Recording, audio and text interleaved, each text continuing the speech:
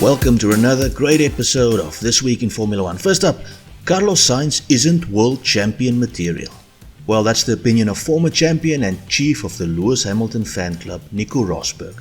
Sainz finished runner-up to Supermax in Canada to move up to third on the all-time list of most podiums without a race win.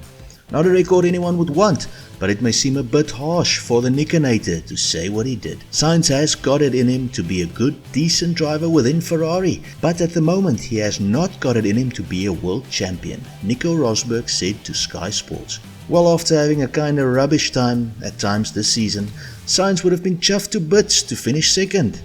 He may be less amused to learn what the former champ thinks of him though. Mazepin sues Haas. Yep, Daddy's rubles isn't as gone as his detractors would want him to be. The king of spin is back in the news, and this time he's brought his lawyer.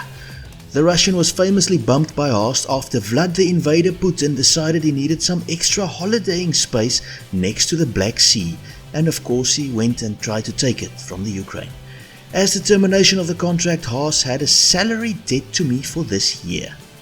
It seems to me that the employer should at least compensate the salary until the moment of termination and probably pay some severance pay. And when the whole world kicks you somewhere, that's probably wrong.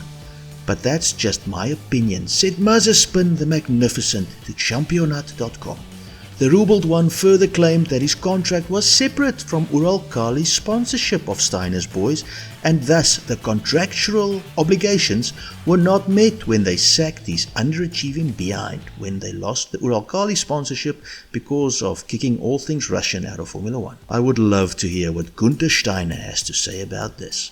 Headlines: Perez in rehab after Canadian quali crash. Part-time Tom Cruise lookalike Sergio Perez apparently didn't realize his injury and started Canada anyways. But after damaging his neck in qualifying in Canada, he's now going through rehab to ready himself for the upcoming British Grand Prix. Villeneuve tells Mercedes that their car is the problem. They've always done everything they can to maintain their advantage in recent years. Now they have built a bad car, and that is their problem, not the FIA's.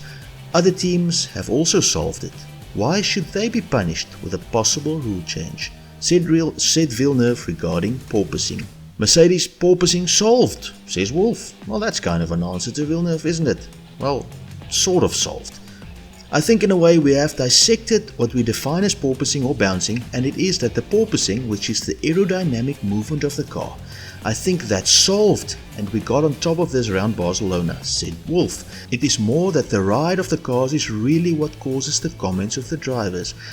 The cars are simply all too stiff. The curb ride is bad, the bump ride is bad, and I would say that now with dissecting this problem you can tackle it better.